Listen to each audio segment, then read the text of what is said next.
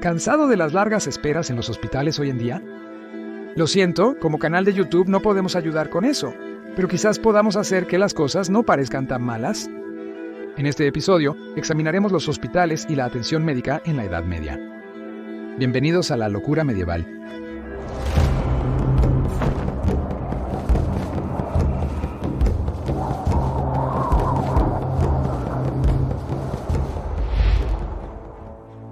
Los medievales tenían tres tipos de hospitales. El primero conocido como leprosaria para aquellos afectados por la lepra.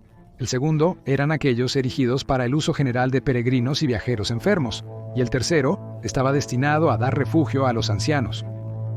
Muchos combinaban los tres tipos y todos atendían las necesidades de los pobres, donde los internos recibían cuidados y posiblemente tratamientos rudimentarios. Solo los ricos podrían haber costeado la atención de un médico o cirujano capacitado y habrían sido tratados en sus hogares.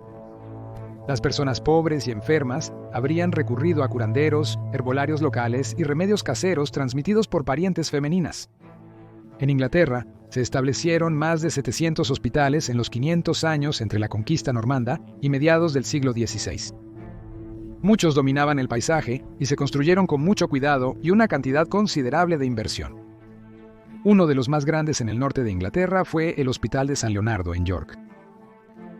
Como suele suceder con estos imponentes edificios medievales, San Leonardo ahora es lamentablemente solo una ruina.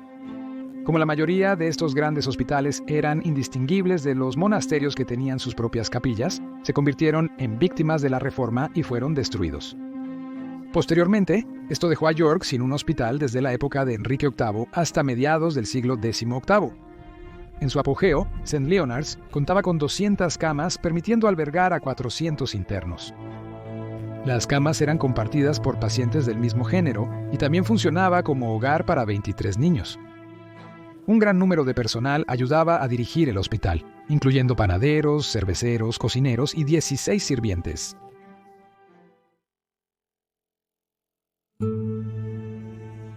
El poder curativo de la oración. El pecado tomó dominio sobre todo lo demás en la Edad Media, y debido a esto, la apariencia y el propósito de un hospital medieval era muy diferente a lo que esperamos hoy. Desde 1215 no se admitía a ningún paciente en los hospitales sin antes haber confesado todos sus pecados. En la época medieval, se creía que el pecado era la causa de las enfermedades, por lo que no tenía sentido tratar los síntomas físicos hasta purificar el alma.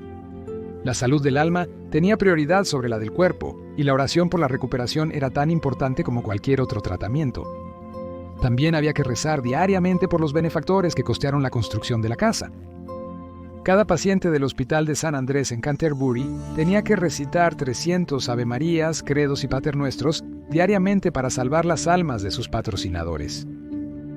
Incluso Anne de Bohemia, la esposa del rey Richard II, tenía su escudo de armas grabado en el techo del gran hospital en Norwich, para que en caso de que olvidaran, mientras descansaban allí y miraban hacia arriba, cada paciente recordara quién había pagado por la cama en la que estaban acostados. En esencia, los hospitales eran un edificio religioso.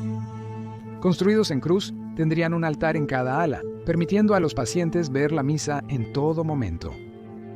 Muchos estaban decorados con bellas imágenes cristianas, para que los enfermos meditaran y purificaran sus almas. También jugó un rol crucial en el proceso curativo medieval. En el Hospital de St. Giles en Norwich se realizaban misas cantadas y otras oraciones durante todo el día. Los médicos aprendían música en su formación, pues se creía que regulaba el ritmo cardíaco y mejoraba el ánimo. Los techos de estas instituciones eran altos, ya que se creía que las enfermedades se propagaban por el aire nocivo, llamado miasma. La intención era mantener las salas limpias y sin olores para evitar que cualquier aroma en el aire corrompiera la atmósfera. Muchos hospitales también contaban con suministro de agua canalizada para lavar ropa regularmente y sistemas de drenaje eficientes para eliminar desechos.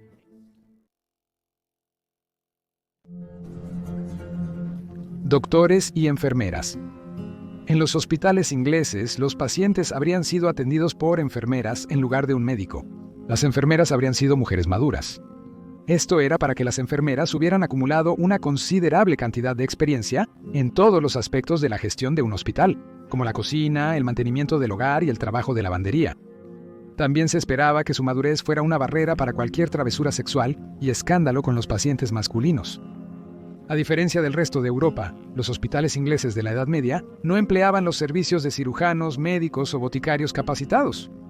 En contraste, para el siglo XIV, uno de los hospitales más famosos de Europa, el Santa Maria Nova, en Florencia, tenía un personal impresionante.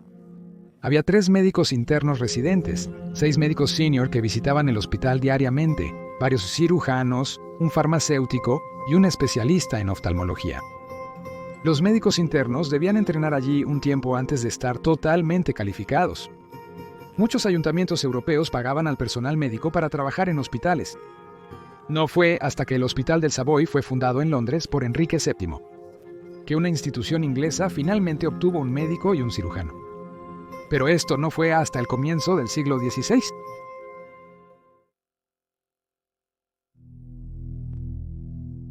Leprosiria. La mayoría de las casas de leprosos se establecieron en las afueras de las ciudades, fuera de las murallas de la ciudad. No porque los leprosos necesitaran ser segregados, sino porque las rutas de entrada y salida de las ciudades eran más transitadas y, por ende, mejores lugares para que mendigaran. Los leprosarios, en su mayoría construidos entre los siglos XI y XIII, fueron algunos de los primeros hospitales y representaron alrededor de 1/4 de todas las instituciones en Inglaterra. Muchas estaban mezcladas con leprosos y ancianos. En el hospital de Buckland, cerca de Dover, sur de Inglaterra, los leprosos debían hacer un juramento antes de ser admitidos, bajo una disciplina estricta. Los pacientes tenían que prometer ser, cito, fieles y útiles, sobrios y castos de cuerpo. Para el siglo XI, la lepra era endémica en Inglaterra. La lepra o enfermedad de Hansen es una afección crónica. En las etapas posteriores puede causar la pérdida de las extremidades, ceguera, colapso de la nariz, gangrena, lesiones cutáneas, úlceras y debilitamiento del esqueleto. Muchos creían que el dolor y la angustia de los leprosos era similar al sufrimiento de Cristo. Los leprosos vivían su purgatorio terrenal, por lo que ascenderían directamente al cielo. Esto implicaba que estaban más cerca de Dios que los demás, y que sus cuidadores y benefactores también acortarían su estancia en el purgatorio, acelerando su viaje al cielo. La salud espiritual de estos pacientes era una prioridad, y se daba énfasis a los sermones reconfortantes que comparaban su sufrimiento con el de Cristo, con la esperanza de que los leprosos permanecieran humildes y aceptaran su destino con humildad. El Hospital Sherborne, en Durham, en el norte de Inglaterra, fue fundado cerca del final del siglo XII como una casa de leprosos. Fue construido para albergar a 65 monjas y monjes leprosos pobres y era administrado por 3 sacerdotes y un maestro. Los pacientes se mantenían limpios y se les proporcionaba comida fresca y nutritiva. Cada uno recibía una barra de pan y un galón de cerveza diariamente.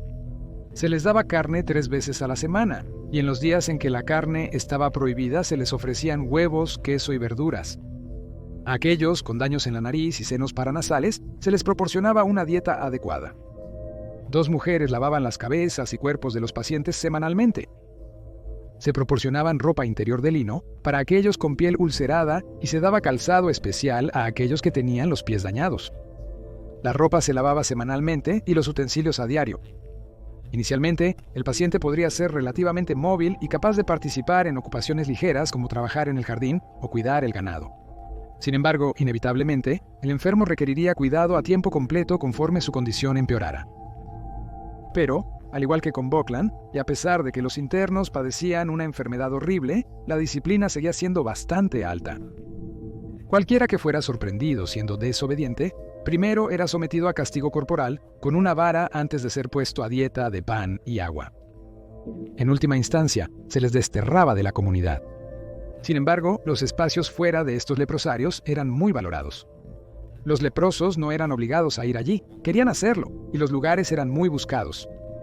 El rey Eduardo II pidió al obispo que Joan, la viuda de John Chamber, fuera admitida en Sherborne como un favor personal para él mismo. Chamber había servido bien al rey contra los escoceses.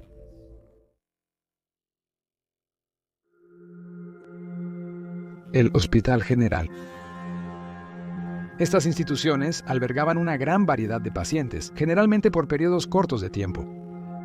Algunos estaban muriendo o críticamente enfermos, demasiado débiles para mendigar. Muchos otros simplemente estaban desnutridos o exhaustos, necesitando una cama y una comida decente para pasar la noche. Muchos eran viajeros y peregrinos de paso.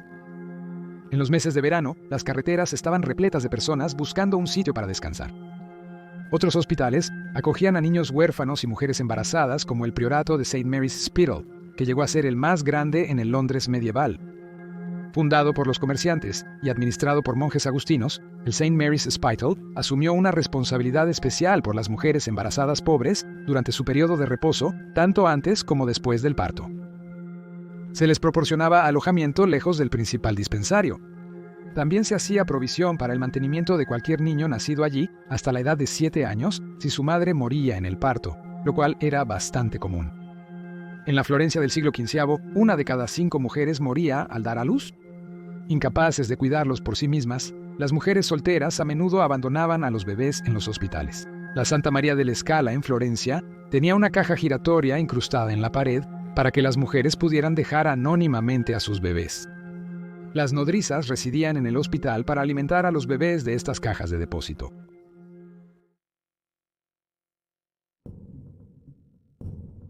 Hogar de cuidado.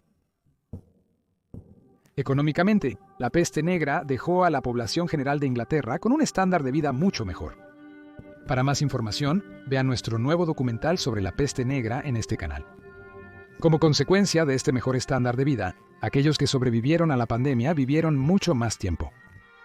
Pero al mismo tiempo, muchos de los hijos de estos supervivientes envejecidos habían muerto y ya no había nadie para cuidar de ellos. La respuesta en el periodo medieval tardío fue alojar a los enfermos, discapacitados y ancianos en el equivalente de la Edad Media a alojamiento protegido. Allí, tanto sus necesidades sociales como espirituales podrían ser atendidas en un lugar que se ocupaba del calor del paciente, la dieta, la limpieza y la serenidad espiritual. De hecho, los medievales eran bastante progresistas en su visión de que mejorar la ansiedad y la salud mental mejoraría muchos tipos de enfermedades.